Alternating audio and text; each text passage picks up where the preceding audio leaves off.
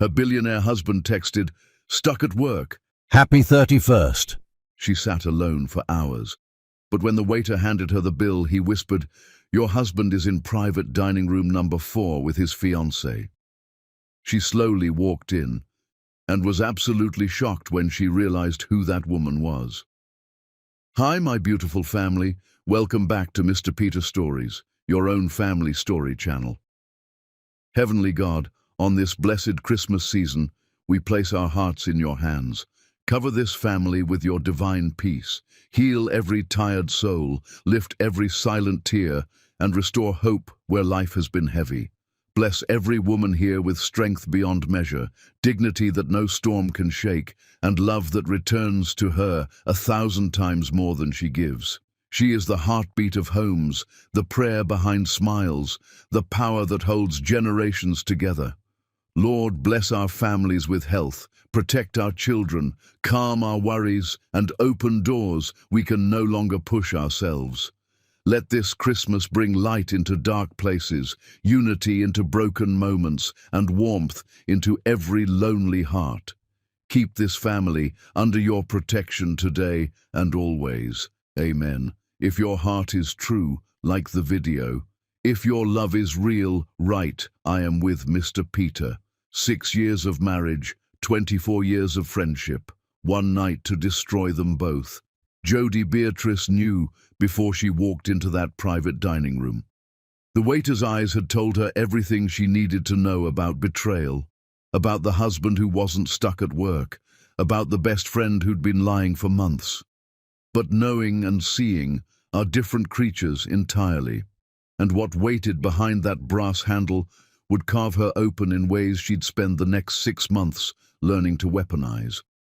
The reservation at Le Bernardin was for 7 o'clock, and she'd arrived wearing the midnight blue Valentino dress Jack had once said made her look like she belonged in old movies, the kind where women were mysterious and untouchable. She'd chosen their usual table overlooking the city, the same spot where he'd proposed 6 years ago, with shaking hands and a voice thick with emotion, telling her she was the first person who'd ever made him feel like he could become someone worth knowing. The waiter materialized with champagne she hadn't ordered. "Compliments of the house, Mrs. Nicholson. Happy birthday." She smiled her thanks and touched the diamond necklace at her throat. Last year's gift, accompanied by whispered promises about growing old together.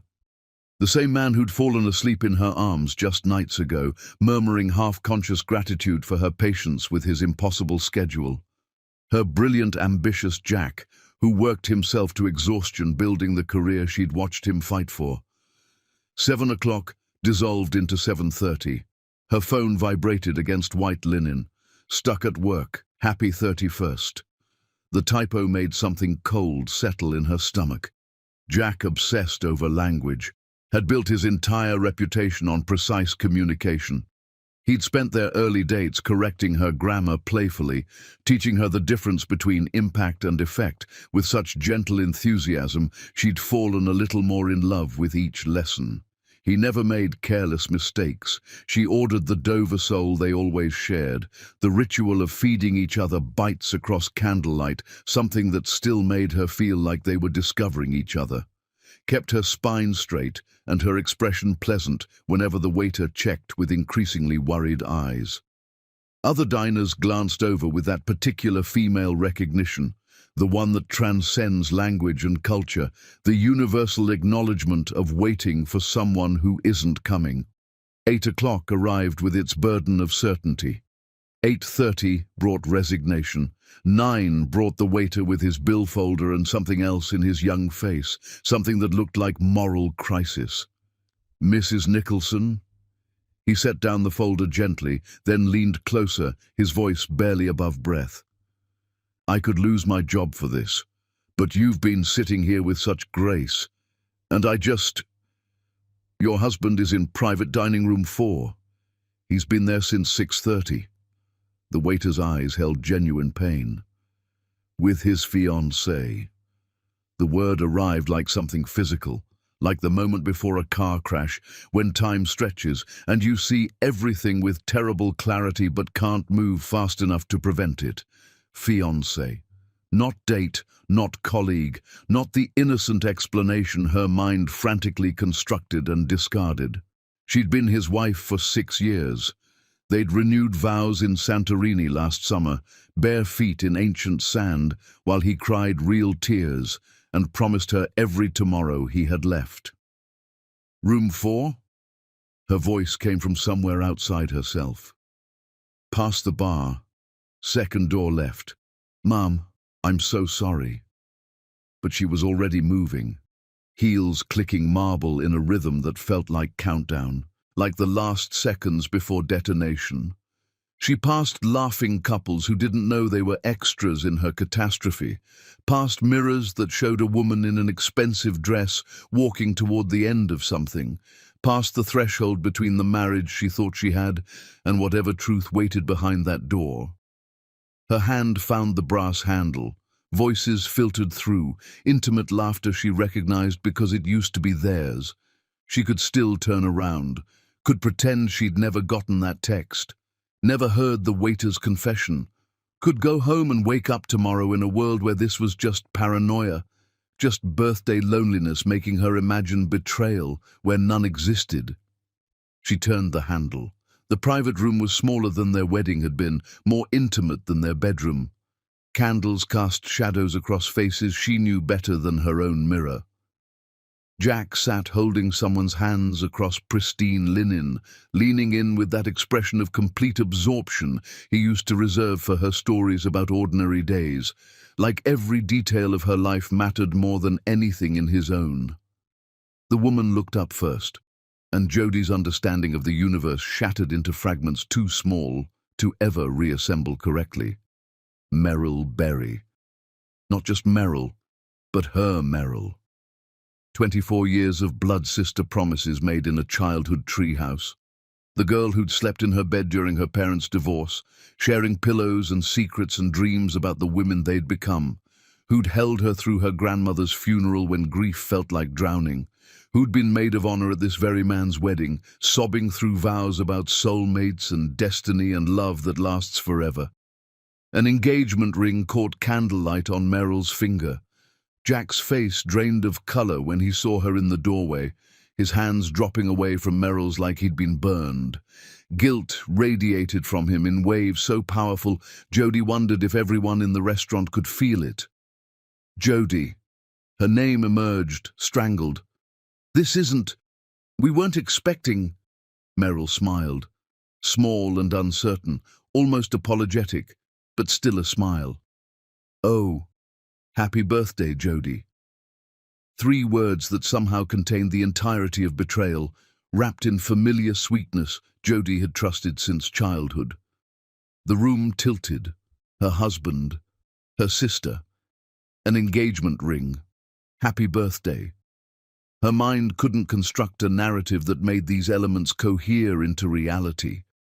She wanted to scream, wanted to demand explanations, to collapse on expensive carpet and keen until her throat bled, to become someone unrecognizable who matched the violence of this moment. Instead, she turned and walked out without speaking a single word. Through the restaurant she moved like a sleepwalker, spine straight and head high, past curious diners and the guilty waiter and the maitre d', asking if everything was satisfactory. She handed her valet ticket to a teenager with kind eyes, tipped without counting, and slid into leather seats that still smelled like the perfume she'd applied hours ago in hopeful anticipation. Only alone, driving through city streets blurred by tears she refused to let fall, did memory come flooding back. Their first date when Jack made her laugh so hard she couldn't breathe, his self-deprecating humor about his failing business somehow endearing rather than pathetic. Their wedding when Merrill cried harder than anyone, calling them destiny incarnate. Last week when Jack held her in their kitchen, his lips against her hair, whispering that she'd saved his life in ways he could never repay. She drove home to their penthouse and sat in darkness so complete it felt like existence itself had been turned off. Still wearing the birthday dress, still wearing his diamonds, still wearing the face of a woman whose entire life had just revealed itself to be a carefully constructed lie she'd been too naive to question. Her phone buzzed. Merrill. Please let me explain. This isn't what you think. Jody stared until the words became meaningless shapes, then whispered to empty rooms, "You have no idea what you've started." Outside, the city glittered with a million other stories, other betrayals, other birthdays spent learning that love could wear a smiling face while driving knives between your ribs with surgical precision. Somewhere in that darkness, two people who'd claimed to love her were probably already finding justifications, already convincing themselves their happiness mattered more than her devastation, already rewriting history so they became victims of circumstance rather than architects of cruelty. They didn't know who they'd just destroyed. More importantly, they didn't know who would rise from the ashes. Jody opened her laptop and typed a single email to an address Jack had never known existed. 3 words that would set everything in motion. Begin the extraction. Because the woman crying in an empty penthouse wasn't just a betrayed wife. She was a billionaire CEO who'd spent 6 years playing ordinary, and tomorrow the performance would end. Chapter 2. The perfect wife performance. The next morning, everything looked different. Jody had spent the night making calls to people Jack didn't know she knew, setting mechanisms in motion he'd never understand until they crushed him. But when his key turned in the lock just after 6, she was at the stove in his favorite silk robe, humming and making breakfast like her world hadn't just imploded. The performance of a lifetime was about to begin. Morning arrived with the particular cruelty of sunlight on fresh wounds. Jody had spent the night motionless on their couch, watching the city transform from glittering dark to harsh grey dawn. She'd had 8 hours to decide who she would be when Jack walked through that door, what performance would serve her purposes best. His key turned in the lock just after 6. She heard him trying for stealth, footsteps careful like someone sneaking home after curfew. The smell of coffee and bacon greeted him in the kitchen, where Jody stood at the stove wearing his favorite silk robe, hair pulled back casually, humming something wordless and light. She'd set the table with their wedding china, placed fresh flowers in the crystal vase his mother had given them, squeezed orange juice into glasses they reserved for celebrations. "Good morning, love." She didn't turn from the stove, keeping her voice warm as summer. "How was work?" The silence behind her stretched until it became its own language. Finally, Jack managed words, rough with exhaustion and something that might have been fear. "Work was... Jody, we need to talk about something important." She turned with a smile that felt like it might crack her face. "About your presentation today, I ironed your blue shirt, the one that makes you look so commanding. It's hanging ready, and I picked up your dry cleaning, so your charcoal suit is perfect too." She set eggs and bacon before his usual chair with the precision of ritual. "Sit, darling. You look exhausted. Another late night?" Jack stood frozen, staring like she'd transformed into someone he didn't recognize. His hair disheveled, tie loosened, shirt wrinkled in ways that suggested other hands had touched it. "You're not... You didn't..." "Didn't what, sweetheart?" She poured his coffee exactly right, the muscle memory of 6 years of mornings. "You seem tense. Is the Morrison account still giving you trouble? I know you've been worried." He took the coffee automatically, fingers wrapping around the mug like he needed something solid to anchor him. His eyes searched her face for cracks, finding none. "Jody, something happened last night. Something I should have told you weeks ago, but I was a coward, and now everything's complicated and wrong, and I don't know how..." "Jack." She placed her hand over his, touch gentle and reassuring. "Whatever it is, we'll handle it together. We always do. That's what partnership means, remember? You and me." She kissed his forehead softly. "Eat your breakfast before it gets cold. We can talk tonight when you're not so tired, all right?" He stared at her with an expression caught between relief and confusion, guilt and gratitude tangled together. "Tonight. Yes. We'll talk tonight." They both knew he wouldn't. He'd take this unexpected reprieve from confession and run straight back to Meryl's arms. After he left, still bewildered by her reaction or calculated lack thereof, Jody cleaned the kitchen with methodical precision, washed dishes he'd barely touched, threw away breakfast she'd cooked but couldn't imagine eating, straightened things that didn't need straightening, creating order in small ways she could still control. Her phone rang, Meryl's name like an accusation. Jody answered on the third ring. "Hey you, I was just thinking about calling." Tentative breathing then. "Jody, about last night at the restaurant, can we meet? I need to explain things. There's so much context you're missing and I'd love to see you," Jody interrupted, warmth in her voice that could have been genuine. "I've missed our coffee dates terribly. That little place on 5th, the one with lavender lattes you're obsessed with. 11 work." Silence stretched several heartbeats. You're not angry. Angry at my best friend. Meryl, you're my sister. We've survived everything together. Nothing could change that." Jody laughed softly, a sound she'd practiced until it rang true. "Now tell me what's been happening. It feels like we haven't really talked in forever." They met at the cafe precisely on time. Meryl arrived with carefully applied makeup hiding sleepless night, hands fidgeting with her purse strap like it held answers to questions she was afraid to voice. Jody was already there at their corner table, 2 lavender lattes waiting, and she stood to embrace Meryl exactly like always. "I've missed you so much," Jody said into Meryl's hair, feeling her stiffen with surprise before slowly relaxing into familiar comfort. They sat.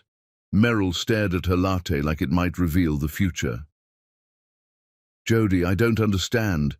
Last night weren't you there for your birthday?" "I was," Jody said simply, sipping and watching Meryl over the rim. "Jack got stuck at work. It happens. He's under enormous pressure with the expansion." She set down her cup and leaned forward with concern. "But enough about my boring evening. Tell me about this new man. You've been so mysterious, and I'm desperate to hear everything. Are you happy? Really, truly happy?" Meryl's eyes filled with tears that seemed genuine.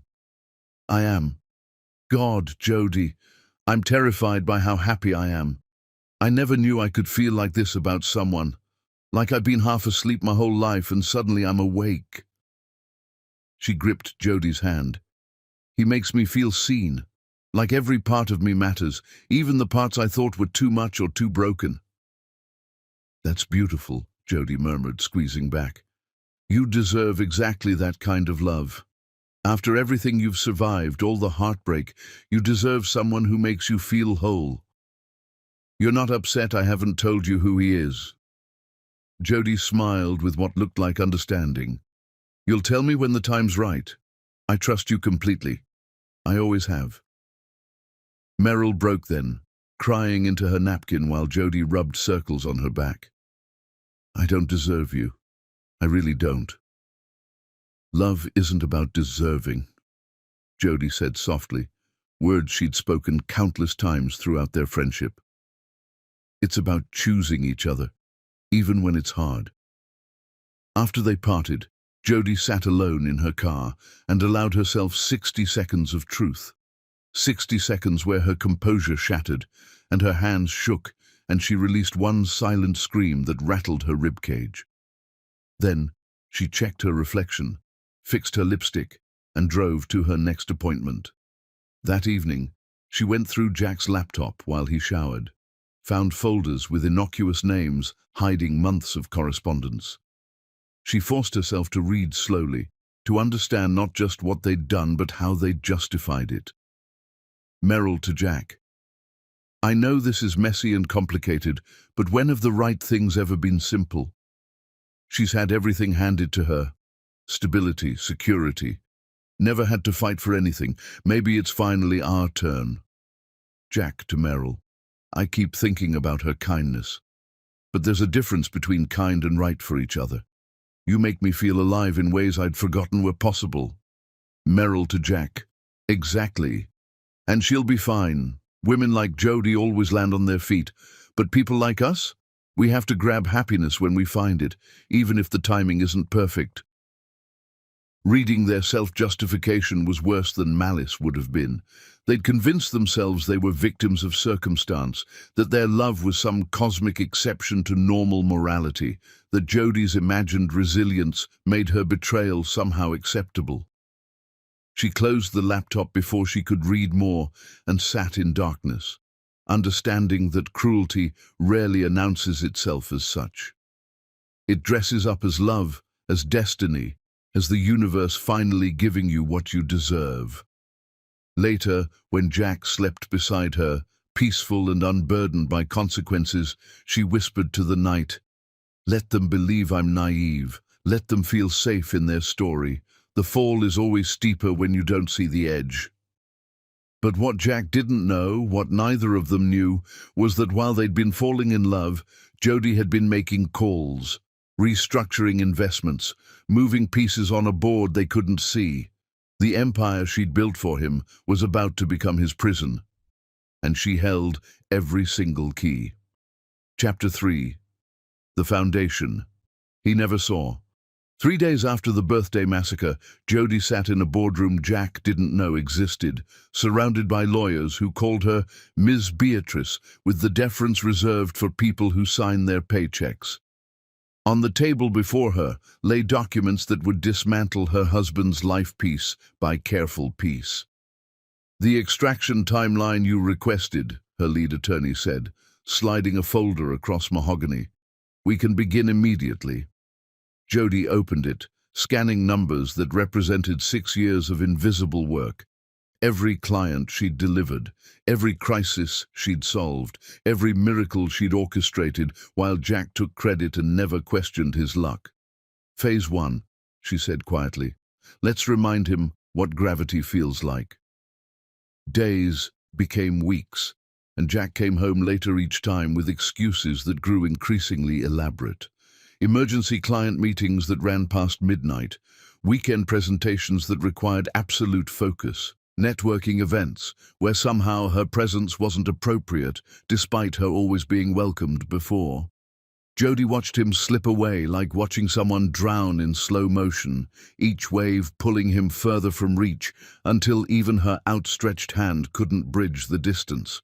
She never questioned, never accused or demanded or showed even mild disappointment.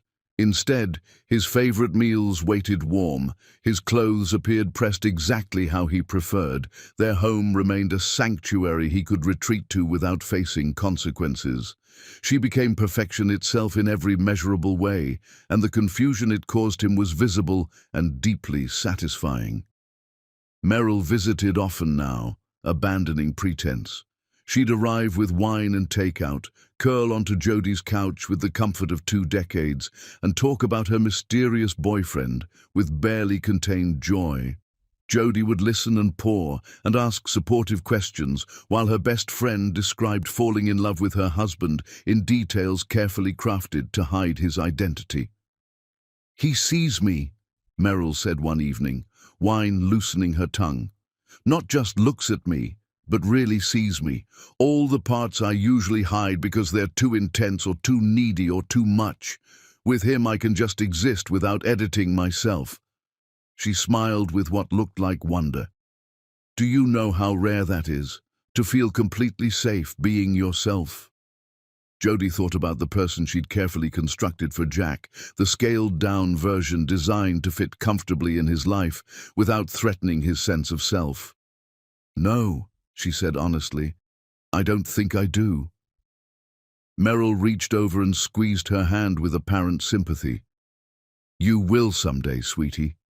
You're too wonderful to settle for less forever. When this thing with Jack runs its course, and let's be honest, you've both seemed disconnected lately, you'll find someone who really sees you too." The casual certainty with which Merrill planned Jodie's future, the assumption that she'd simply accept being replaced, made something cold and sharp settle behind Jodie's sternum, but she just smiled and refilled wine glasses, playing her role so perfectly even she almost believed it. Memories came at night when sleep wouldn't. She'd lie beside Jack and remember him from 5 years ago, before confidence had transformed him into someone who could discard love like yesterday's news. He'd been so different then, genuinely broken. His business partner had stolen their best clients and left Jack drowning in debt he couldn't repay. She'd found him late one evening in his tiny office, sitting in darkness with eviction notices spread across his desk like tarot cards predicting doom. "I've lost everything," he'd told her. This man she'd only just started seeing, voice hollow with defeat. "My business, my reputation, probably my apartment next month. Everyone who said I'd never make it was right. I'm not special. I'm just another failure who thought he could be more." She'd held him while he cried, years of rejection pouring out, then pulled back, looked him in the eyes, and said with absolute conviction, "You're not a failure, you're just learning what doesn't work. Let me help." She'd spent that entire night rebuilding his strategy. Within days, an anonymous investor contacted him with terms so generous he'd wept with relief, spinning her around his shabby office and laughing like he'd been granted a second life. "I did it," he'd said, eyes shining. "Baby, I actually saved myself." She'd kissed him and whispered, "I never doubted you." The investor had been her, of course. Her money, her connections, her midnight calls to people who owed her favors. But she'd let him believe he'd rescued himself because she'd seen how desperately he needed that narrative, how essential it was to his healing that he could be his own hero. She'd been doing it ever since, building him up while making herself invisible in the construction. The memories continued, each one now weighted with new understanding. 3 years ago, when his biggest client threatened to leave over Jack's mistake, Jody had accidentally befriended the client's wife at a charity event, spent months becoming her confidant until the wife convinced her husband to stay. Jack thought his apology had worked, never knowing his wife had orchestrated the entire reconciliation.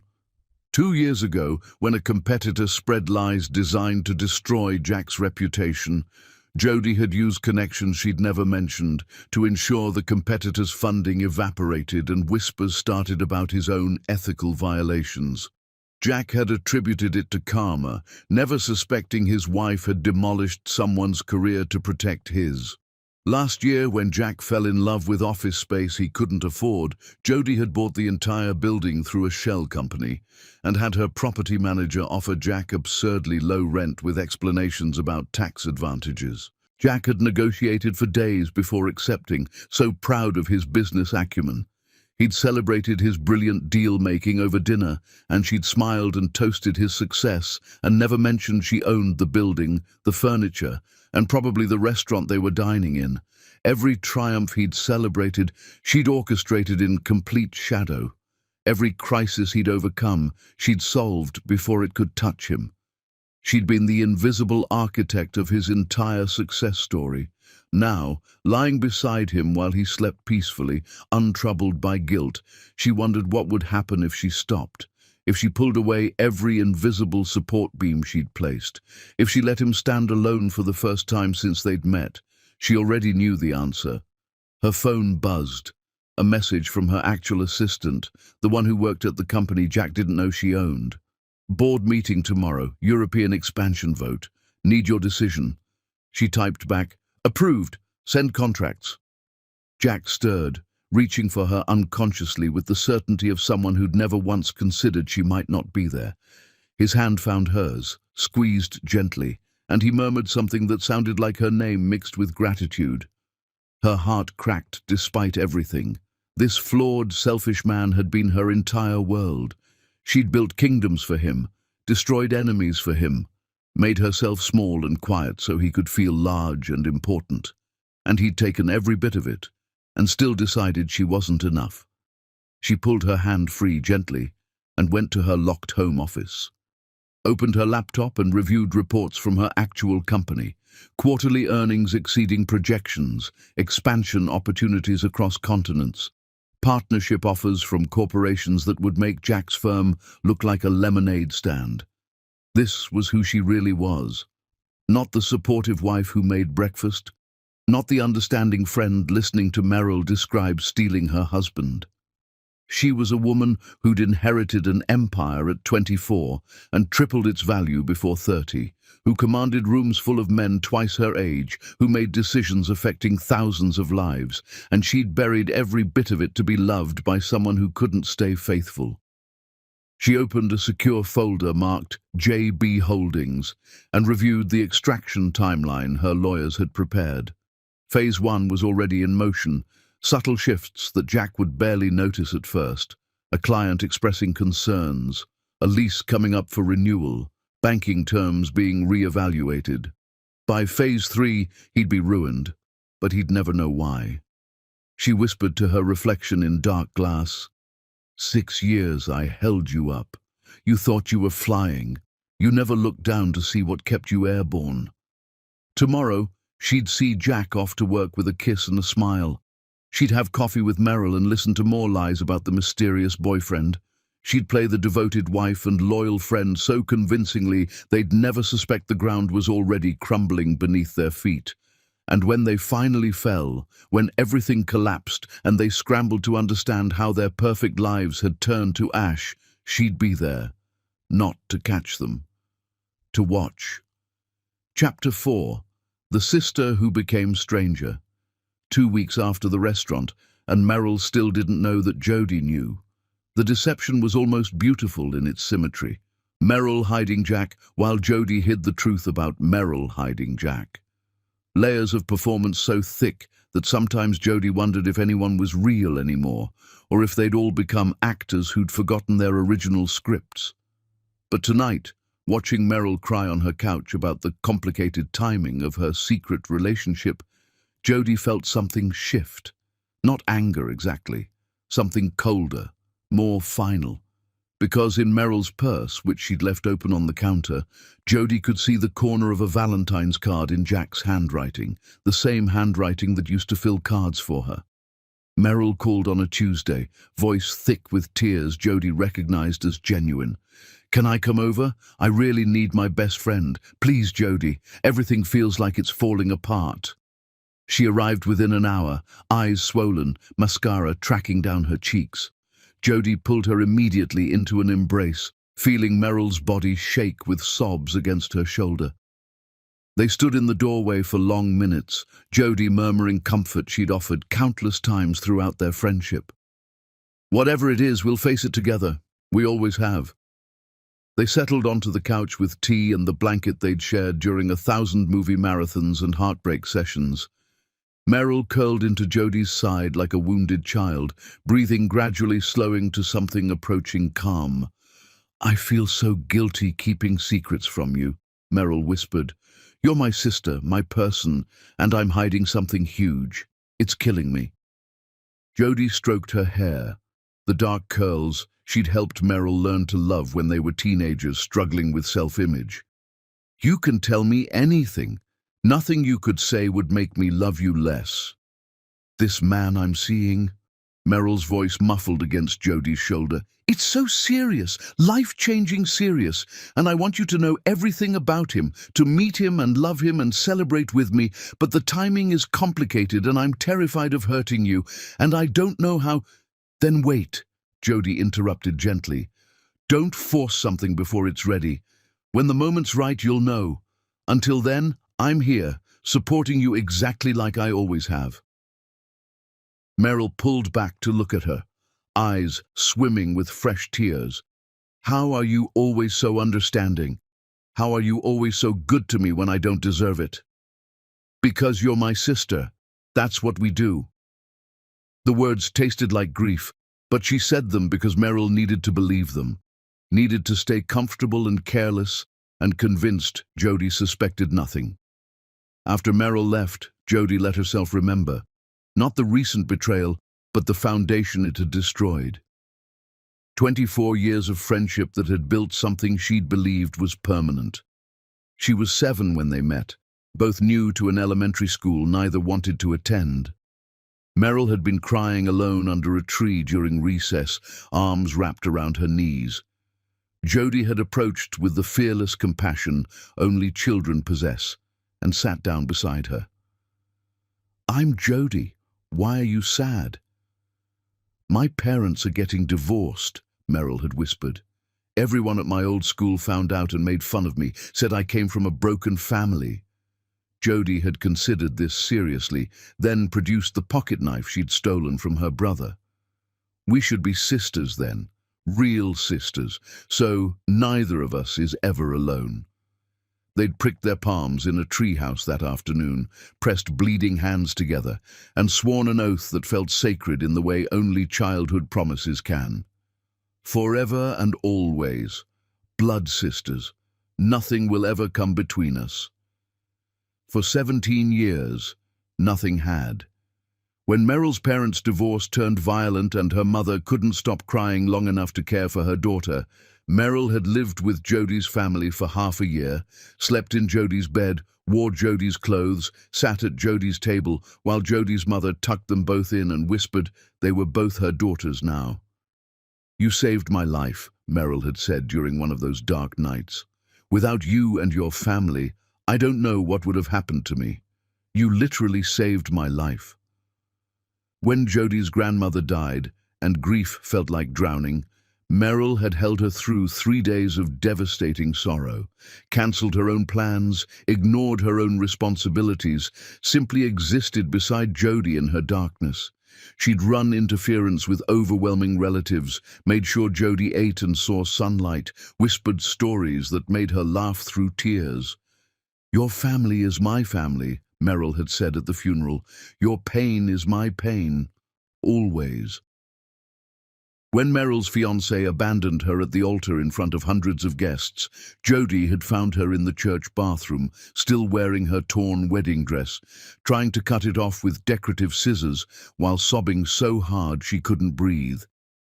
Jody had taken the scissors gently, helped her out of the dress, wrapped her in someone's forgotten coat, and driven her home. She'd stayed for 3 days, holding her through crying fits, reminding her to breathe during panic attacks, forcing small bites of food when Merrill insisted she'd never be hungry again. "Men come and go," Jody had told her, "but we're forever, I promise you that. No man will ever come between us." The irony of that promise now felt like a blade between her ribs. When Merrill lost her job and apartment in the same month years later, Jody had called Jack and convinced him to hire her despite his reservations, had personally trained her, defended her against skeptical colleagues, loaned her money for rent until her first paycheck arrived. "I don't deserve a friend like you," Merrill had cried during late-night training. "I've been such a mess, such a burden, and you just keep showing up." "That's what love means," Jody had replied. "Just showing up. No conditions." 24 years of showing up, of being Merrill's constant through every chaos and celebration, of treating their friendship like the sacred thing they'd sworn it would be in that childhood treehouse, and Merrill had taken all that history and decided Jody's husband was worth more. Now, Jody opened her laptop and forced herself to read the emails again. Not for torture, but for understanding. She needed to see how love transformed into betrayal, how sacred bonds became breakable. Merrill to Jack. "I feel terrible, but I can't help these feelings. She's had everything her whole life, stability, security, never knowing what it's like to fight for happiness. Maybe it's finally our turn to have something good." Jack to Merrill. "She's been so kind through all of this, but kindness isn't passion. I feel more alive talking to you for 5 minutes than I have in months with her." Merrill to Jack. "She'll be fine. Women like Jody always land on their feet. They're built different, stronger somehow. But people like us? We have to grab happiness when we find it, even if the timing is messy."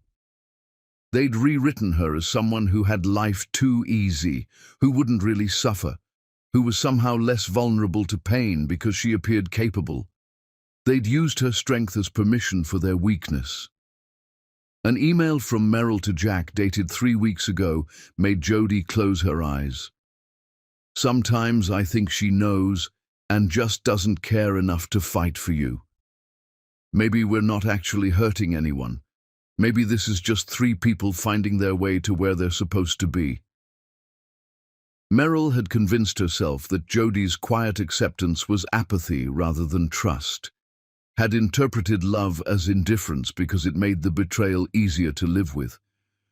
Jodi closed the laptop and walked to her bedroom closet.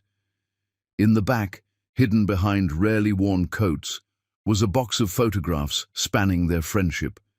2 7-year-olds with matching gap-toothed grins, teenagers with terrible haircuts, college students drunk on cheap wine and infinite possibility, adults at weddings and funerals and ordinary Tuesday afternoons.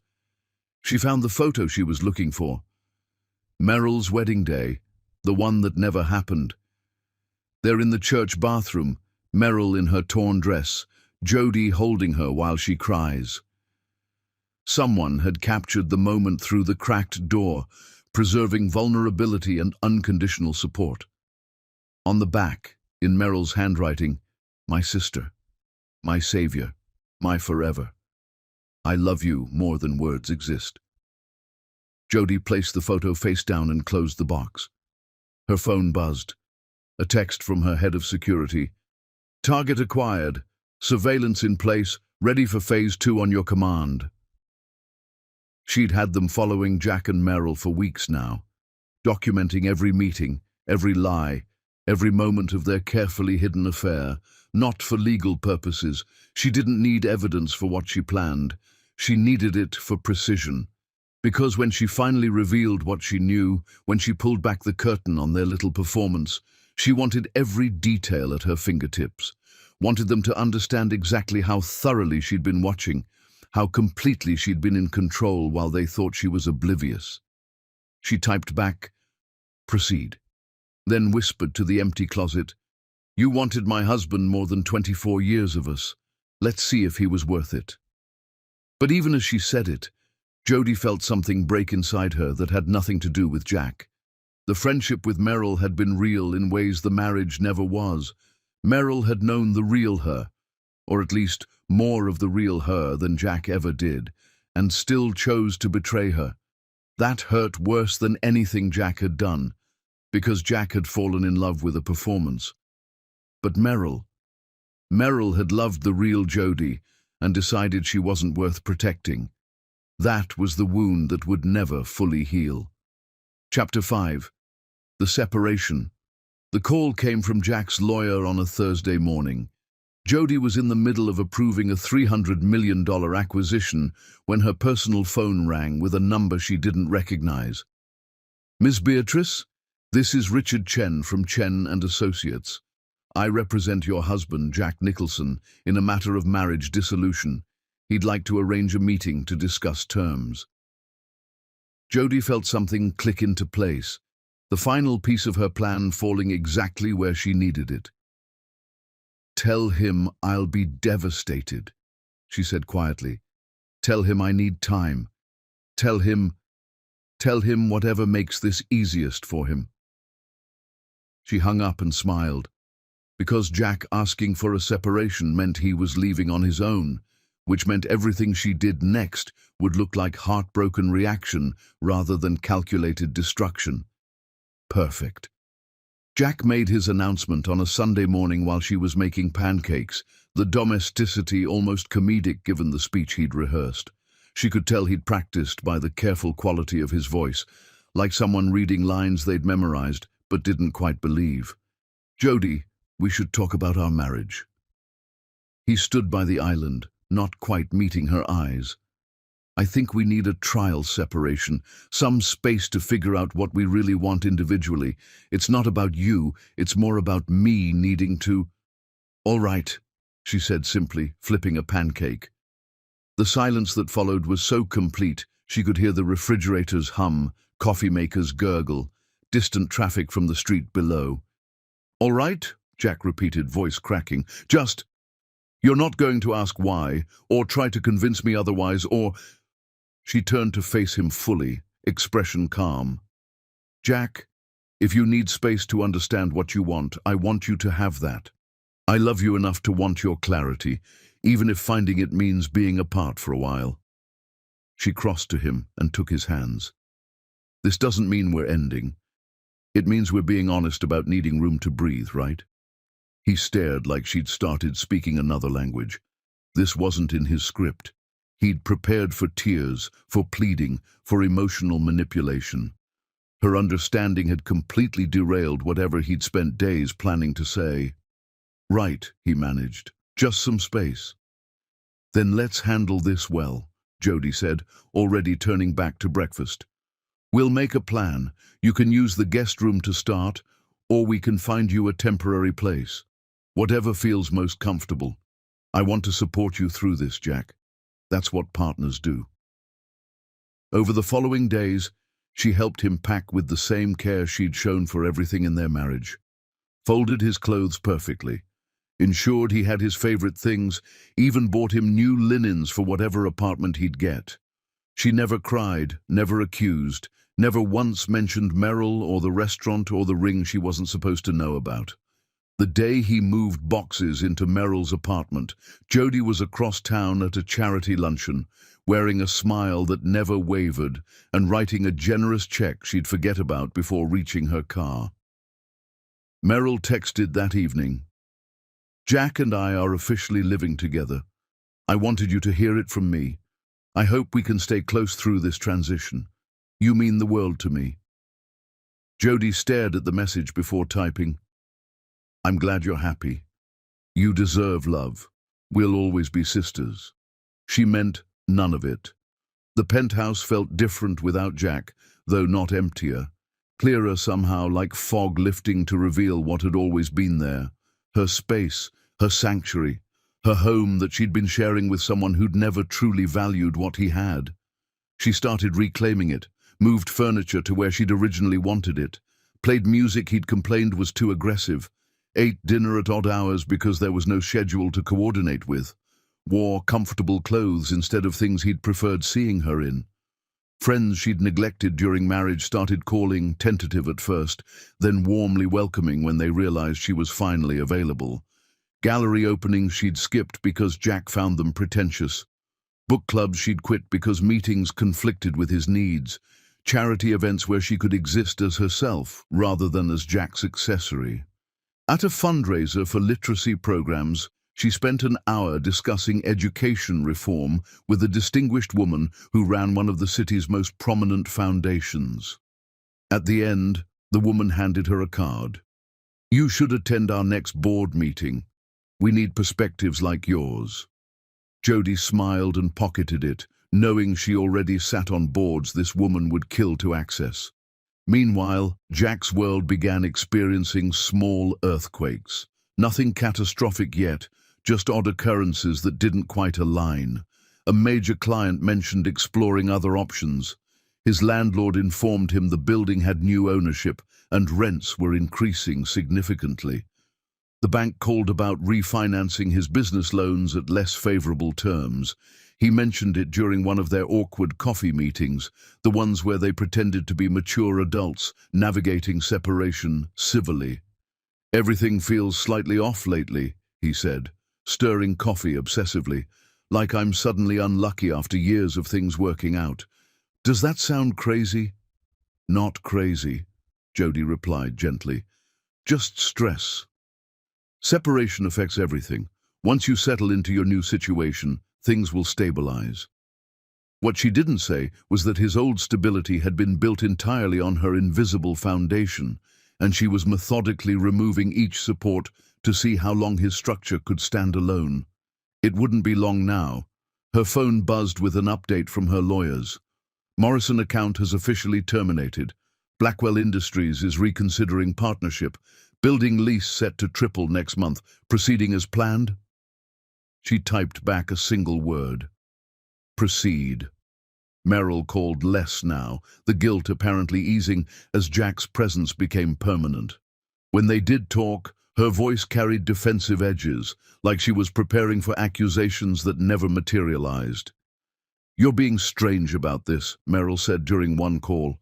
"Most women would be furious. Why are you so calm?" "Because anger won't change reality," Jody answered honestly. "Jack made his choice. You made yours. I can spend energy being bitter, or I can spend it moving forward. You're seriously okay with me being with your husband? The question hung there, bold and challenging, finally dragging unspoken truth into daylight. Jody took a slow breath. You're not with my husband, Meryl. You're with my ex. There's a difference. And yes, it hurts. But I love you both enough to want you happy, even if that happiness doesn't include me. Meryl started crying, which seemed her default response to Jody's relentless grace. I don't deserve you. I really don't. Probably not, Jody agreed quietly. But love isn't about deserving. It's about choosing. And I choose to love you anyway. After hanging up, she opened her laptop and reviewed reports from her company. Quarterly earnings exceeding projections. European expansion ahead of schedule. 3 partnership offers potentially worth hundreds of millions each. She approved strategic decisions affecting thousands of employees, signed off on acquisitions reshaping market sectors, scheduled meetings with investors controlling more wealth than small countries, then closed the laptop and sat in her pristine penthouse, surrounded by expensive everything, completely alone. For the first time since finding Jack with Meryl, she let herself cry. Not dramatic sobs, just quiet tears while she stared at city lights and mourned the life she'd thought she was building. She'd loved him, genuinely loved him with devotion that made her reckless and willing to hide empires just to feel ordinary. She'd believed their marriage was real, that their connection mattered more than money or the person she'd carefully concealed. And he'd discarded it all for someone who made him feel excited instead of secure. The cruelest part was understanding why. Meryl represented risk and passion. Jody represented safety and support. Men like Jack, men who'd built confidence on foundations others constructed, often confused safety with constraint. They wanted uncertainty's thrill without understanding that thrill only felt good when you had nets you didn't acknowledge. Jody had been his net for 6 years, and he'd never once looked down to see what held him up. She wiped her tears and scrolled through contacts until she found the name she wanted. A lawyer. Not just any lawyer, but the one who'd helped her grandmother build an empire that couldn't be touched or divided or stolen. She didn't call. Not yet. But knowing the option existed gave her control that felt almost as good as the love she'd lost. Her phone buzzed. Unknown number. Ms. Beatrice, Tokyo investors confirmed. They're very interested in partnership. This could be our biggest deal. Congratulations. She stared at the message, then at her empty penthouse. Biggest deal in company history. Hundreds of millions. International expansion. Everything she'd worked for since inheriting her grandmother's legacy. And no one to celebrate with. No one who knew. No one who would understand the magnitude of what she'd just accomplished while watching her marriage crumble. She typed, "Schedule the meeting," then poured wine, raised it to her reflection and whispered, "Here's to building kingdoms alone." But even as she said it, another part of her whispered something darker. "Here's to showing him what happens when you take queens for granted." Because the truly devastating part of her plan wasn't the money Jack would lose or the career that would crumble. It was that he'd lose it all while never understanding why. He'd spend years wondering what went wrong, analyzing his decisions, questioning his luck. And he'd never know that his downfall had a name, that it had been orchestrated by the woman who'd once loved him enough to make him feel invincible. The woman he'd loved just enough to abandon. Chapter 6. The Foundation. Crumbles.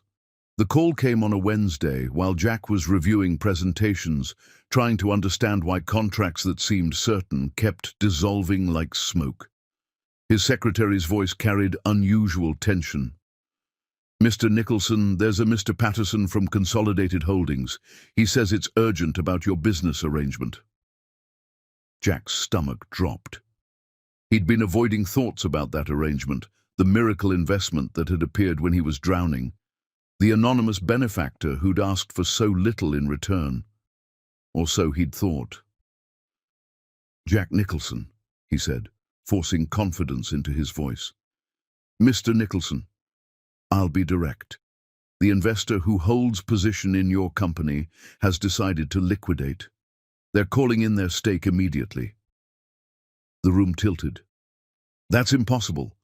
I took a loan, yes, but I've been current on payments. There's no stake to call in. I'm afraid there is. The funding you accepted included equity transfer, standard practice for this type of rescue financing. The investor owns controlling interest and is exercising their right to liquidate. You have 30 days to buy out their position at current valuation, or the company will be sold. The number Patterson quoted made Jack's vision blur. More than his company was worth, more than he could possibly access, more than existed in any reality he could navigate. A death sentence wearing business language. Who is this investor? Jack demanded. I have a right to know who's destroying me. They've chosen to remain anonymous. My firm manages their holdings through corporate structures. I can't provide that information.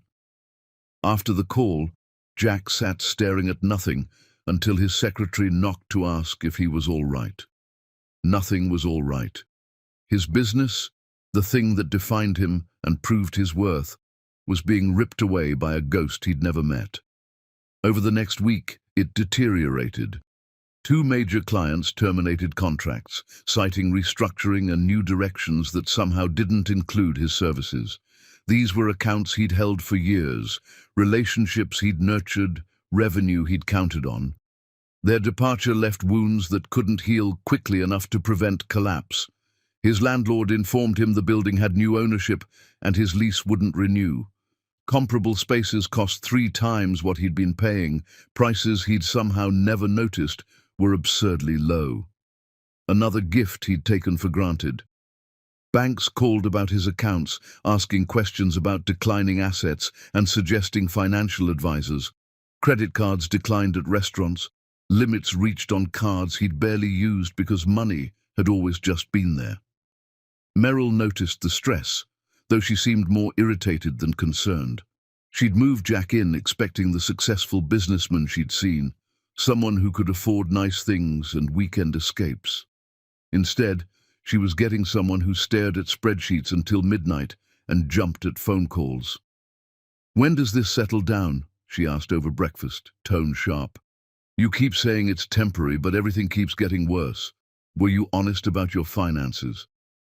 I didn't lie, Jack said, exhaustion making him defensive. Something's happening, like someone systematically dismantling everything I built. None of this makes sense. Or maybe, Merrill said carefully, you weren't as successful as you appeared. Maybe Jody was supporting you somehow and now reality's catching up. The words hit like a slap because they echoed his growing fear. But Jody was just a consultant working from home. She didn't have connections or resources to support an entire business, did she? He started researching late at night while Merrill slept, obsessively digging into his company's history, found the original documents, read through legal language he'd signed without fully understanding. There it was. Equity transfer, controlling interest, liquidation rights. How had he missed this? The shell company holding his equity was called J.B. Holdings. The letters seemed familiar, tickling memory without connecting. Then he researched the clients who'd left, trying to find patterns. The only connection was timing, all coming to him around the same period, all through referrals he couldn't quite trace to a single source. His mother called during this spiral. Jack, I received a letter from a law firm about my medical bills from years ago. She paused, breathing shakily. They were paid by a private benefactor. They're just now telling me who. It was Jody, honey. She paid over $200,000 to save my life and never told anyone. Never asked for thanks. Just quietly made sure I didn't die. Each word landed precisely, carefully aimed at whatever remained of his sense of self. That's not possible, he whispered. Jody doesn't have that kind of money.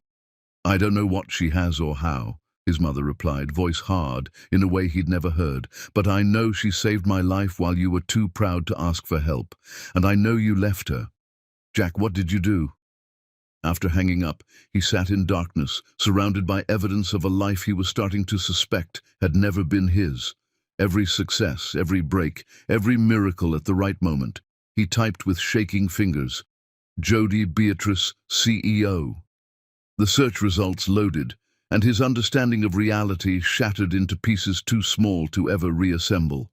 Articles, photos, interviews with someone who looked exactly like his wife, but dressed in power and standing with people he recognized from business magazines. Headlines about a young billionaire who'd transformed her grandmother's holdings into an empire. Jody Beatrice, heir to Beatrice fortune, revolutionizes traditional industries. At 31, Jody Beatrice proves she's more than her family name. The private billionaire. How Jody Beatrice built an empire while shunning spotlight. Photos of her at events he'd never known about, wearing jewelry that could fund his yearly salary, on panels with politicians and moguls and leaders, a whole life he'd never seen. He clicked through articles, each revealing another layer. She ran a corporation worth billions. She sat on major boards. She'd been named among most influential business leaders. She controlled holdings across continents. And she'd hidden all of it. Not hidden. That wasn't right. She'd hidden it for him, so he could feel successful, so he could believe he'd built something himself, so his pride wouldn't be wounded by reality that his wife was exponentially more powerful than he'd ever be. The investor destroying his company, the clients who'd appeared mysteriously, the office he'd somehow afforded, his mother's medical bills, every miracle, all Jody. She hadn't been his wife. She'd been his invisible architect, his silent partner, his unnamed benefactor, his anonymous savior. She'd constructed his entire life and let him believe he'd done it himself, and he'd repaid her by choosing someone else. Jack ran to the bathroom and vomited until nothing remained but dry heaves and bile. When he emerged, Meryl stood in the doorway looking concerned but mostly annoyed at being woken. "What's wrong?" "Everything," Jack whispered. "Everything." He showed her the articles, watched her face transform from confusion to shock to something resembling fear. They read in silence, scrolling through evidence of Jody's secret empire. "She's a billionaire," Meryl said finally, voice hollow. "Your wife is a billionaire." She looked at Jack with wide eyes that held the first stirrings of real understanding. "Did you know any of this?" "Nothing," Jack replied, voice breaking. "She worked from home, did consulting, made dinner. I thought I was providing for her." Meryl stood abruptly, pacing. "This doesn't make sense. Why would someone with that kind of money hide it? Why live like normal? Why let you think you were supporting her?" But Jack knew why. He understood with clarity that made his chest ache. She'd hidden it because she wanted to be loved for herself, not her wealth. She'd wanted a partner who saw her as a person. She'd wanted marriage that felt equal, even if maintaining that required hiding enormous parts of herself. And he'd taken that gift and thrown it away for someone who made him feel bigger than he was. "The investor destroying my company," Jack said quietly. "It's her. Always has been. She saved me years ago, and now she's taking it back." Meryl's face went pale. "She knows about us. She's known the whole time." "Of course she knows," Jack said, hysterical laughter bubbling up. "She's a billionaire who controls more information than we can imagine. She probably knew before we did." He thought about mornings when Jody made breakfast after he'd spent nights with Meryl. Supportive conversations where she'd encouraged him to take space. How she'd helped him pack, smiled when he left, never once broken down. She hadn't been in denial. She'd been in complete control, watching them perform their betrayal while systematically dismantling the empire she'd built for him. "We need to talk to her," Meryl said urgently. "Apologize, explain, make this right. Jack, if she's that powerful, she could destroy both of us." "She already is," Jack replied, staring at his laptop, where Jody's face smiled from some corporate photo, looking powerful and nothing like the soft wife who'd made him feel capable. "This is just the beginning." His phone buzzed. An email with a single attachment. An invitation to a Christmas party. The message was simple. I think it's time we talked. All three of us. JB. Merrill read it over his shoulder, breathing quick and shallow. What do we do? We go, Jack said quietly. We face what we've done. But even as he said it, Jack knew facing it wouldn't be enough. Because somewhere in a penthouse he'd taken for granted, a woman he'd never really known was planning something. And whatever it was, he'd earned every devastating second of it. Chapter 7. The Man Who Had Everything. The invitation said 8 o'clock.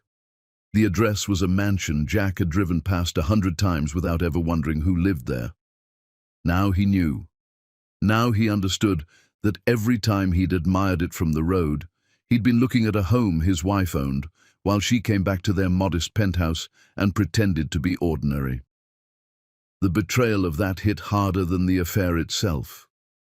She'd loved him enough to live small, and he'd loved her so little he'd never questioned why. Jack couldn't tell Merrill everything he'd discovered.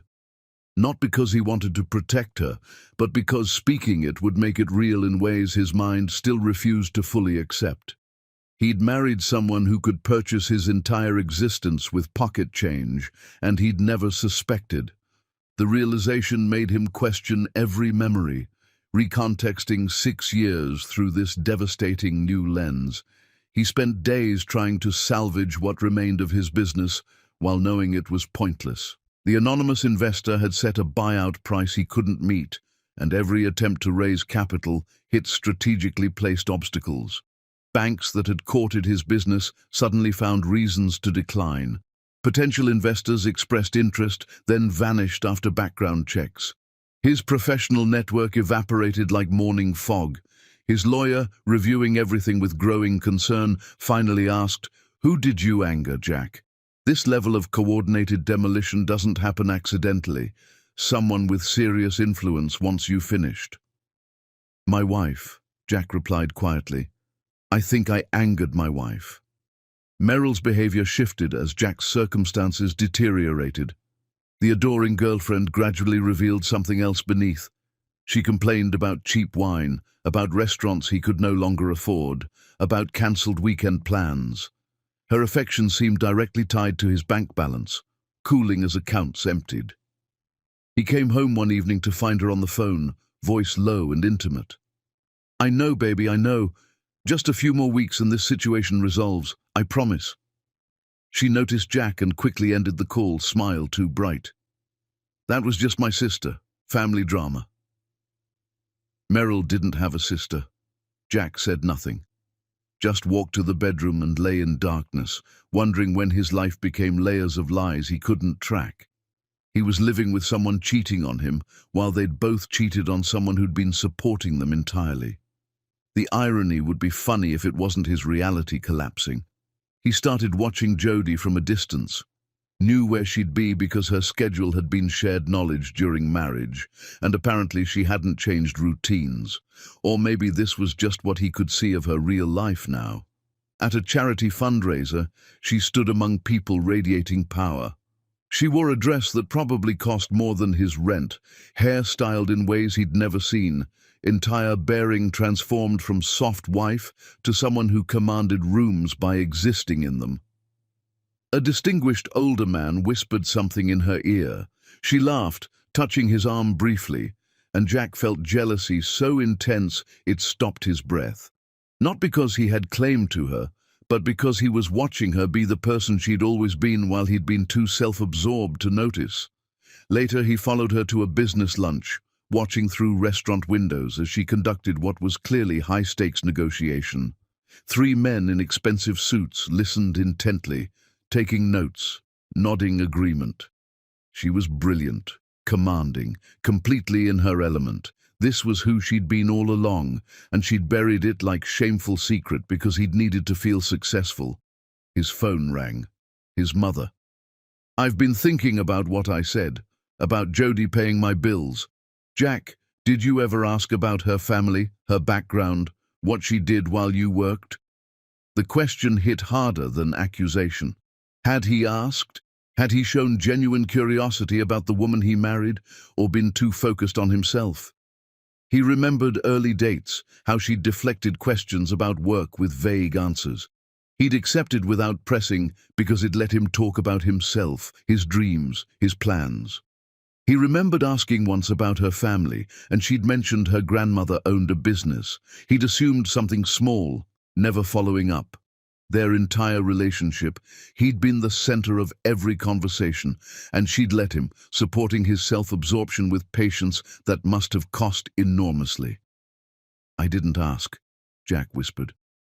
"I never really asked." "That's what I thought," his mother replied. "Jack, that woman gave you everything, not just money. She gave you her belief, her invisible work, her willingness to be less so you could feel like more. And you chose someone else. I raised you better." "I know," he said, voice breaking. "I destroyed the best thing in my life." "Then you need to figure out how to live with that. Because she owes you nothing, and from what I can see, she's doing fine without you." The invitation to Jodi's Christmas party sat on his counter like prophecy. Merrill kept asking about attire, whether to arrive together, whether this was olive branch or trap. Jack had no answers because nothing about this followed patterns he understood. The night before the party, sleep wouldn't come. He kept thinking about moments that now made sense. Times Jodi was on her phone late and said it was emails, when she'd probably been running a company.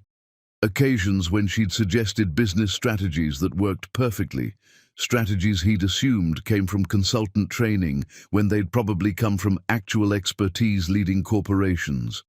How she'd never seemed stressed about money, never questioned purchases, because his entire financial situation was rounding error in her real budget. He started reviewing old photos, looking for missed clues. Their wedding, where she wore a simple dress she'd called inexpensive. He zoomed in on the necklace and did reverse image search. Vintage Cartier, worth roughly $500,000. She'd worn a fortune to their wedding and called it simple. First anniversary photo showed the expensive watch she'd given him, insisting she'd saved for months. He looked at the watch on his wrist and wondered if she'd bought it with the same thought he'd give purchasing coffee. Every gift, every gesture, every support had been effortless for someone with her resources. Yet she'd packaged it all as sacrifice, as devotion, as proof of love. Not to manipulate, but because she'd wanted him to feel valuable in their relationship. The cruelty of his betrayal hit fully. She'd surrendered her true self to love him, and he'd surrendered her for someone using him exactly as he'd unconsciously used Jodi. Merrill emerged from the bedroom. "Can't sleep either?" Distance existed between them now that hadn't before. "I've been thinking about tomorrow. What we'll say." "What is there to say?" Jack asked. "Sorry we betrayed you while you were building our lives? Sorry we took everything and demanded more?" Merrill pulled back, defensive. "Don't group me with you. I didn't know she was your wife when we got close. By the time I knew, I'd already fallen in love." The lie was blatant. "You were her best friend for over 20 years. You knew exactly who she was." "And you were her husband," Merrill shot back. "You made vows. I just fell in love with someone already leaving his wife." They stared at each other, two people who'd bonded over betrayal now turning on each other because no one else remained to blame. "Why did you do it?" Jack asked. 24 years of friendship. Why throw that away?" Merrill's face twisted. "Because I was tired of being the one she saved. Tired of being her project, her good deed. Do you know what it's like loving someone who sees you as something to fix?" "She never saw you that way," Jack said, though uncertainty crept in. "She saw everyone that way," Merrill replied, "including you. We were both her rescue projects. I just got tired of being rescued." The insight was cruel and possibly true. Had Jodi loved him or loved saving him? Had their marriage been about genuine connection or her need to be needed? Or was he just rewriting her motives to justify what he'd done? "Tomorrow," Meryl said finally, "we go in with dignity. We don't apologize for falling in love. We show her we're happy." But when Jack looked at Meryl, at this woman who'd helped him betray someone who'd only supported him, he felt nothing resembling love, just exhaustion and regret, and crushing weight of consequences he'd never seriously considered. "Dignity," he echoed hollowly. "Right." Next morning he stood before his mirror trying for presentable. The suit was one of his best, though he now knew Jodie had probably paid for it. His watch was from her, cufflinks from her. Even the cologne had been her gift, chosen because she'd said it made him smell like home. He looked at his reflection and saw someone built entirely from pieces someone else assembled. Without Jodie's invisible support, without her money and connections and tireless work, who was he? What had he actually accomplished alone? The invitation said 8.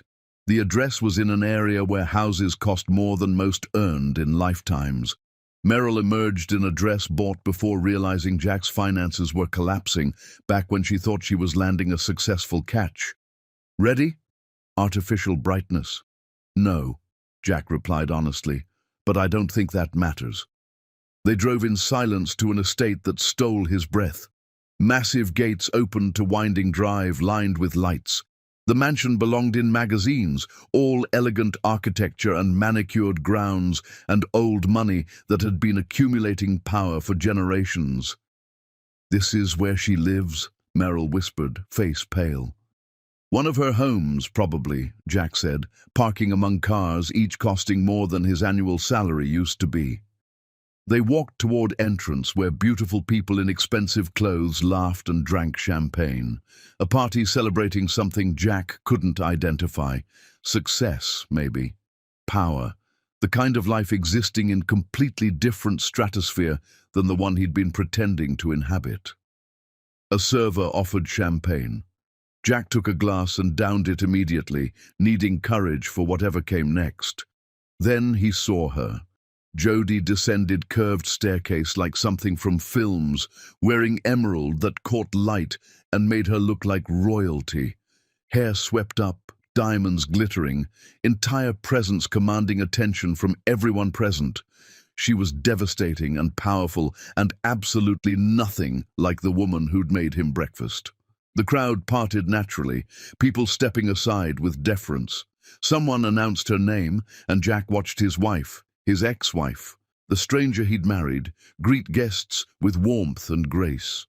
She hadn't noticed them yet, or maybe she had and was making them wait, making them watch her in her element before acknowledging their existence. Meryl's nails dug into his arm. "We should leave, now. This was a mistake." Too late. Jodie's eyes found them across the room, expression unreadable. She said something to the handsome man beside her, tall British accent when he spoke, wearing confidence that came from actual achievement rather than borrowed glory, then started walking toward them with measured pace of someone who owned time itself. "Jack," she said when she reached them. "Meryl, I'm glad you came." She looked different up close. Not just beautiful, but formidable. Like she could end them with a word and had already decided whether she would. "Jodie," Jack managed, "we need to talk. About everything. What I've discovered, what you've been—" "Not here," Jodie interrupted smoothly. "This is celebration. I won't ruin it with unpleasant conversations." She smiled without warmth. "But soon, very soon, I promise you'll understand everything." She walked away, leaving them standing in the middle of her party, surrounded by people who clearly belonged in ways they never would, knowing whatever came next would be entirely on her terms. And Jack, watching her go, understood he'd just walked into reckoning dressed as Christmas party. The British man, Edward, Jack would learn later, appeared at Jodie's side like he belonged there, which he did, in ways Jack never had, because Edward knew exactly who she was, and loved her anyway. That hurt worse than anything else. Chapter 8. The walls close in. The party felt like drowning in slow motion. Every conversation Jack overheard involved sums that made his former salary seem like pocket change. Every interaction revealed another layer of Jodi's life he'd never glimpsed. The woman mingling effortlessly with senators and CEOs bore no resemblance to the person who'd packed his lunches. Merrill had disappeared somewhere, probably hiding in a bathroom having a panic attack. Jack stood alone with his third glass of champagne, watching his ex-wife live a life that made his betrayal seem even more pathetic. Because he hadn't left a dependent wife for excitement. He'd abandoned a queen for a girl who'd never been loyal to anyone. The party swirled around them with surreal quality, conversations about deals worth hundreds of millions, casual name-dropping of politicians and celebrities, laughter from people who'd never known financial anxiety. Jack stood at the edge, holding champagne he couldn't taste, trying to understand how he'd lived with someone for 6 years without glimpsing any of this. Merrill had gone pale beneath makeup, tracking Jodi's movements with sick fascination you'd watch an approaching storm. Every few minutes she'd grip Jack's arm and whisper about leaving, about this being a terrible idea, about Jodi clearly planning something destructive. Jack knew she was right, but leaving felt impossible, like trying to walk away from a crash you caused. A distinguished older woman approached with smile both polite and dismissive. "I don't believe we've met. I'm Margaret Whitehall, on the Beatrice Foundation board. Are you investors?" "I'm her husband," Jack said before thinking. "Ex-husband. We're separated." Margaret's expression shifted to something harder. "Ah, you're that husband." She assessed him thoroughly. "She really loved you, you know, made excuses for your shortcomings, defended your character when questioned, believed in you when you didn't believe in yourself." Pause. "And you broke her heart. I hope you understand she's better without you." She walked away, and Jack stood there with truth burning in his chest. Of course Jodi's friends knew. Of course she had support systems he'd never met. People who'd watched his betrayal from outside and knew exactly what he'd done. "This is humiliating," Merrill hissed, appearing at his elbow. "Everyone knows who we are. We're exhibits in a museum of terrible people." "We earned it," Jack said quietly. "Don't act noble now," Merrill snapped. "You wanted this as much as I did. You chose to leave her." "I chose to leave someone I never knew," Jack corrected. "That's the problem." Before Merrill could respond, Jodi appeared beside them so suddenly it made Jack jump. "Excitement keeps things interesting?" She looked directly at Merrill. "Though I suppose you'd know about entering spaces that don't belong to you." Merrill's face went white. "Jodi, please. We can talk about this like adults." "Can we?" Jodi interrupted, voice pleasant, but eyes like ice. "Explain how you became involved with my husband. Share your side. Help me understand how 24 years of friendship became less important than a man you'd known 3 years." "It wasn't planned," Merrill stammered. "We just connected. Sometimes people connect in ways they can't control." "You're right," Jodi agreed, "like how I connected with a crying girl outside a grocery store and made her family, or how I connected with a struggling consultant and spent 6 years making his success possible. Connection is powerful, so is what you both chose to do with it." Jack found his voice. "You knew. This whole time you knew." "Of course I knew," Jodi said simply. "From the first message. Did you think I was that oblivious? I watched you both while pretending ignorance. It was almost interesting in a tragic way." "Then why didn't you stop us?" Jack demanded. Jodi's smile was sharp. "Because I wanted to see how far you'd go. How many lies you'd tell. How much of what I'd built you'd be willing to destroy for excitement." She looked between them. "You both exceeded expectations." Edward appeared at Jodi's elbow, the British man from earlier, touching her gently like someone who had earned the right. "Darling, the Tokyo investors just arrived. Tell them I'll be right there, Edward." She turned back to Jack and Merrill. "We'll have a proper conversation tomorrow. Just us. Noon sharp at my office. Don't be late." She walked away with Edward, leaving them standing like discarded furniture. Merrill broke first, tears streaming. This was a mistake. Coming here, getting involved with you, all of it. She's going to destroy us, Jack. She has the power and we gave her every reason. Jack didn't disagree. He watched Jody across the room, laughing with people who respected her, being the person she'd always been when he wasn't looking. His phone buzzed. Unknown number. Company sale final. Consolidated Holdings purchased your business. Thank you for your service. JB, his company. Gone. Sold while he stood in his ex-wife's mansion, watching her live a life he'd never imagined. He showed Meryl, watched her face crumble.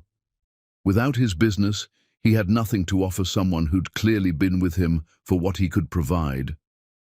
I need to go, Meryl said suddenly. I can't do this anymore.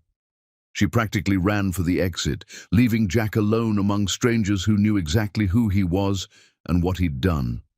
He should have followed, maintained their united front, but his feet wouldn't move. Instead, he watched Jody, studied how she moved through her world with natural grace, how people gravitated toward her. She was magnetic in ways he'd never noticed because he'd been too focused on himself. Margaret Whitehall appeared beside him again, expression softer. She really loved you, talked about you like you hung the moon, defended you when people questioned, believed in you when you didn't believe in yourself. Pause. And you broke her completely. She cried for 3 days before deciding to stop crying and start planning. Planning what? Though he already knew. Your education, Margaret said. She built you from nothing. She wanted you to understand what nothing really feels like. She walked away, and Jack understood tomorrow's meeting wouldn't be conversation. It would be sentencing. He left as the party continued, drove back to Meryl's apartment to find her packing frantically. What are you doing? Leaving, she said without looking up. I'm going to Connecticut. To my real boyfriend. This whole thing is too much. Your what? She finally met his eyes, no guilt remaining. Did you think this was for love, Jack? I was with you because I thought you had money and connections, because Jody made you seem successful, but you're nothing without her. She left within the hour, and Jack sat in an apartment that had never felt like home, surrounded by ruins of a life he'd torched for something that was never real. His phone buzzed. JB. Tomorrow, noon. You've disappointed enough people already. Time to understand what disappointment costs. Jack stared at the message, then at the empty apartment, then at his reflection in dark windows. Tomorrow he'd learn exactly what he'd thrown away, and exactly what it would cost him. Chapter 9. The Christmas revelation morning arrived cold and unforgiving. Jack had spent the night on Meryl's couch, now his couch since she'd abandoned him for Connecticut and her real boyfriend. The boyfriend she'd been seeing the entire time she'd been with him. Betrayal layered on betrayal until the pattern became almost predictable. At least he understood now how Jody must have felt watching him with Meryl, that hollow realization that you'd never actually mattered, that you'd been convenient, not chosen. The difference was that Jody had built him an empire while he was busy betraying her. Meryl had just taken what was left and run when the money dried up. He arrived at Beatrice Holdings at 11:30, giving himself time to understand the scope of what Jody had built. The building was impressive. Modern glass and steel reaching into the sky with architectural confidence that came from unlimited resources. Inside, employees moved with purpose through spaces designed for both beauty and efficiency. Security had his name on a list. Of course. He was escorted to the top floor, past assistants and executives who barely noticed him, into a waiting area that probably cost more than his entire business had been worth. Through glass walls he could see into Jody's office. She sat at a massive desk reviewing documents, posture perfect, focus absolute. This was her, the real her. Not the woman who'd made pancakes, but the woman who commanded empires and made decisions affecting thousands. At exactly noon, her assistant appeared. "Miss Beatrice will see you now." Jack walked in on unsteady legs. The view was spectacular, overlooking the city from height that made everything below seem insignificant. Jody stood by windows, back to him, wearing a suit that probably cost what he used to make monthly. "Sit," she said without turning. He sat. She turned finally, and her expression was harder than he'd ever seen. This wasn't the woman he'd married. This was the CEO he'd never known, and she looked at him like a problem to solve rather than a person to love. "Do you know what hurt most?" she asked, walking to her desk but not sitting. Not the affair itself, not even the betrayal with Merrill specifically. What hurt was how little you questioned your own success. Jack opened his mouth, but she held up a hand. 6 years ago you were bankrupt. Then suddenly an anonymous investor appeared with perfect timing. Did you ever wonder who they were, why they chose you? "I thought I got lucky," Jack said quietly. "You did," Jody agreed. "You got me. Every client that saved you I arranged. Every deal that worked I orchestrated. Every time you thought you'd succeeded, it was me making it possible." She finally sat. "I built your entire life, Jack. Every piece. And I did it because I loved you." Her voice softened slightly. "I believed we were partners building something together. I thought if I could just be supportive enough, you'd eventually see me completely and love me anyway." "I did love you," Jack said, voice breaking. "You loved what I provided," Jody corrected. "You loved the version of yourself my support created, but you never loved me because you never knew me." She slid documents across the desk. "That's the sale of your company. I bought it, then sold it to competitors who'll dismantle it completely." Jack felt like he couldn't breathe. "Your professional reputation is compromised through strategic whispers. No one will hire you at the level you're accustomed to." Another document. "That's a check. Enough to start over somewhere else. Not enough to maintain the lifestyle you enjoyed with me, but enough to survive if you're careful." "Why give me anything?" Jack asked through tears. "Why not just destroy me completely?" "Because despite everything, I don't want you to suffer forever. I want you to understand what you had and what you threw away. I want you to build something real this time, something actually yours, so you can learn the difference." She stood. "There's a condition. You never contact me again. You never speak about our marriage publicly. You take the money, rebuild somewhere else, and leave me alone." "Jody, please." Jack stood too, reaching for her. "Please give me one more chance. I'll spend my life proving I can love you right." She pulled away gently. "Jack, I spent 6 years being someone I'm not for you. I'm done making myself smaller. I need to find someone who can love all of me from the beginning. Someone like Edward." "Maybe," she said honestly. "He knows exactly who I am. We're equals in ways you and I never were because I never let us be." She walked him to the door. "Take the job offer I included. Go to Seattle. Build a real life. And maybe someday you'll understand." "Is there any chance?" Jack asked desperately. "Any possibility we could try again?" Jody paused, hand on the door. For a moment, something softened in her expression. Not hope exactly, but not absolute closure either. "Ask me in a decade," she said quietly. "When you've become someone who knows his own worth without someone else building it for you. When you understand what love actually requires." She met his eyes. "But I'm not promising anything. I'm moving forward, and you need to as well." At the door, Jack turned back. "I'm sorry. For all of it. For not seeing you. For taking you for granted. For choosing so poorly." "I know," Jody replied, "and I'm sorry too. For hiding myself. For enabling your dependence. For loving you enough to lose myself. We both made mistakes. I'll never forget you." "Good," Jody said, smile sad but genuine. "Remember me. Remember what real love should look like. And when you find it again, do better." She opened the door. "Goodbye, Jack." "Goodbye, Jody," He walked out without looking back, drove away with tears streaming and a job offer representing both punishment and mercy. Meanwhile, Jody stood at her window, watching Jack's car disappear. She cried properly now, letting out grief she'd held back. Grief for what could have been, for Meryl's destroyed friendship, for 6 years spent being someone she wasn't. Her phone rang. Edward. How did it go? Exactly how it needed to, Jody replied, wiping her eyes. Dinner tonight? You shouldn't be alone. That sounds perfect.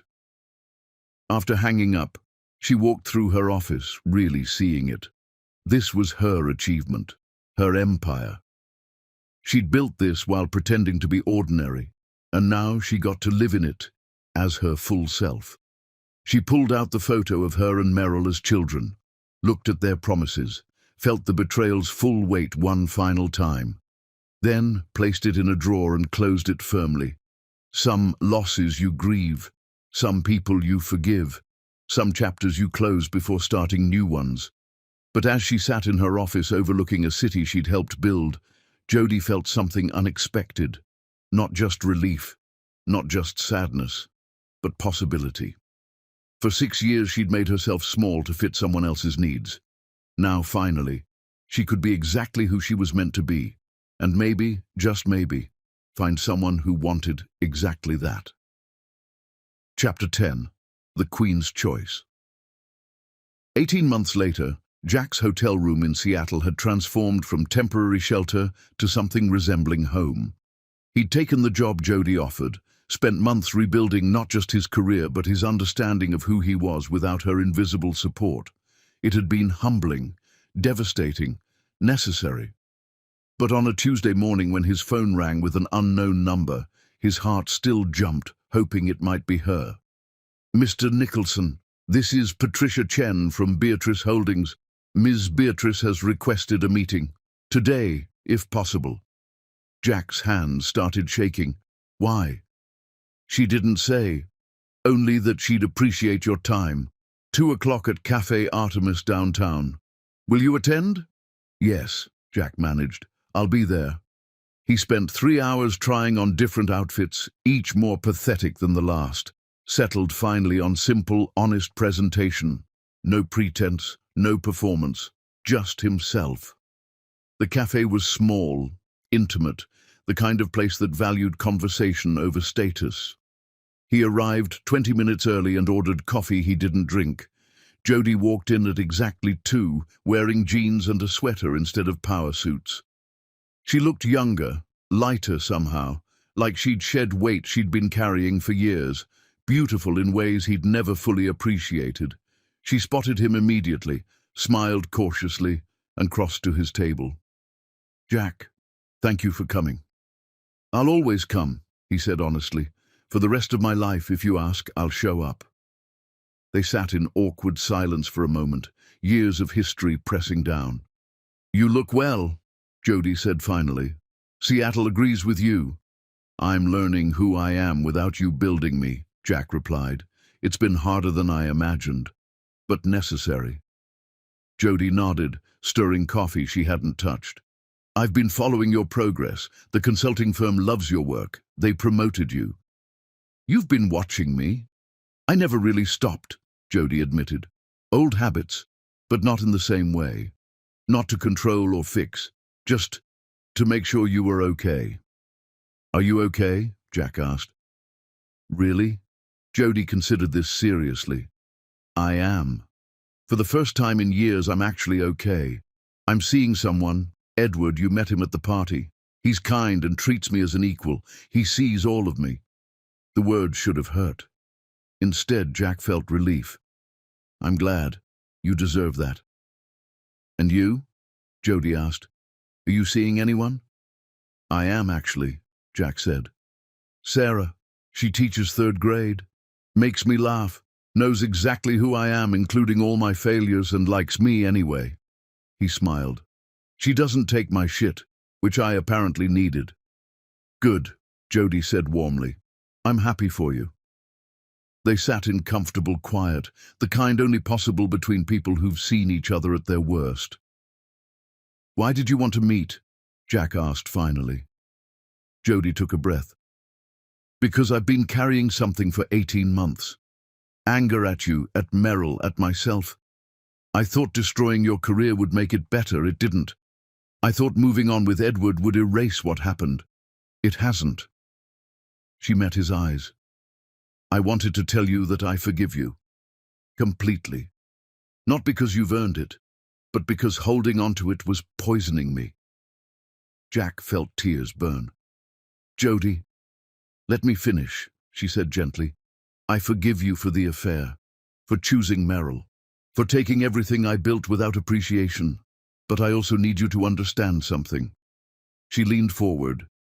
What hurt most wasn't the betrayal itself. It was that you never tried to know me. 6 years married, and you never once asked about my work, my family history, my dreams beyond being your wife.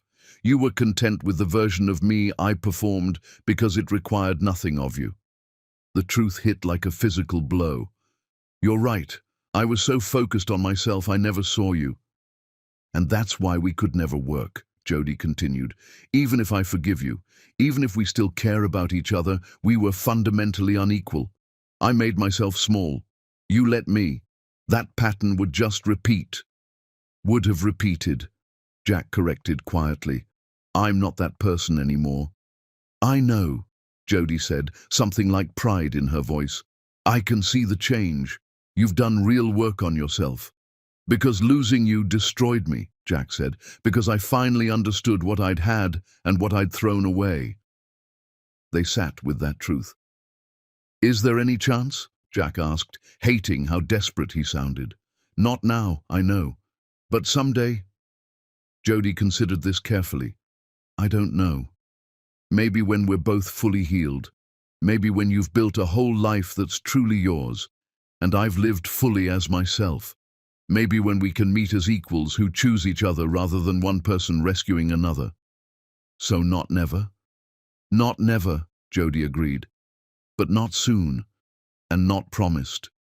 Jack nodded, accepting what he couldn't change. Thank you. For the meeting. For forgiving me. For giving me the chance to rebuild. Thank you for showing up, Jody replied. For being honest. For becoming someone better. She stood to leave, and Jack stood too. Jody, one last thing. I'm sorry. For all of it. You deserved so much better than what I gave you. I know, she said simply. And I'm sorry too. For not demanding better from you. For hiding instead of being honest. We both failed each other. She kissed his cheek gently. Live well, Jack. Be happy. And if someday we're both ready, maybe we'll find our way back to each other. But don't wait for me. Build your life. You too, Jack said. Be happy with Edward. Be yourself completely. You deserve that. She smiled, walked away, and Jack watched her go without following. For the first time since their marriage ended, it felt like closure. Real closure. Not the end of love, but the end of who they'd been to each other. Opening space for who they might become separately. And maybe, someday, together again. But only if they both became whole first. Meanwhile, Jody walked through Seattle streets feeling lighter than she had in years. She'd forgiven Jack, released Merrill's memory, let go of anger that had been eating her alive. She'd built an empire, found someone who loved all of her, become the woman she'd hidden for so long, and she'd done it by being brave enough to destroy what wasn't working and build something true instead. Her phone rang. Edward. How did it go? Better than I expected, Jody said honestly. I think we're both going to be okay. Good. Because I have a question for you. What kind of question? The kind that requires champagne and a quiet dinner. Are you free tonight? Jody smiled, understanding what he was asking. I'm free. 3 months later, Edward would propose over dinner in London. I'm asking to be your partner, your equal, someone who celebrates your success instead of feeling threatened by it. Jody would say yes, not because Edward rescued her, but because he saw all of her and loved all of her from the beginning, because she'd learned that real love doesn't require you to shrink. It demands you to be yourself completely, and find someone brave enough to love exactly that. Years later, Jack would send a wedding announcement from Seattle. He'd married Sarah, the teacher who didn't take his shit. They'd built a small consulting firm together, something modest but genuinely successful. His note would be brief. Found real love. Thank you for teaching me what that means. J. Jody would smile reading it, genuinely happy, then put it in a drawer alongside Meryl's childhood photo. Because queens don't go backward. They build new kingdoms. Better ones. Jody Beatrice had spent 6 years being less for someone who couldn't appreciate it. Now she spent every day being exactly who she was born to be. And that finally was enough. But sometimes, late at night when rain hit her windows and she couldn't sleep, she'd wonder about the path not taken, about the marriage that could have been if they'd both been brave enough to be honest from the beginning, about whether love could have survived truth or if the hiding had been necessary for it to exist at all. She'd never know the answer, and maybe that was the truest tragedy of all. Not that love ended, but that it never got the chance to be real. Still, looking at Edward sleeping beside her, at the life she'd built being completely herself, at the empire she no longer had to hide, Jody understood something important. Sometimes you have to lose what you thought you wanted to find what you actually needed. She'd wanted Jack to love her. She'd needed to learn to love herself. And that lesson had been worth every devastating moment. Outside, the city glittered with possibility. Tomorrow she'd wake up and run her company, make decisions affecting thousands, build her empire higher and stronger, all while being exactly who she was. No performance, no hiding, no making herself small, just Jody Beatrice, Queen of Kingdoms she'd built herself. And that was enough, more than enough. It was everything. The end. Thanks for watching!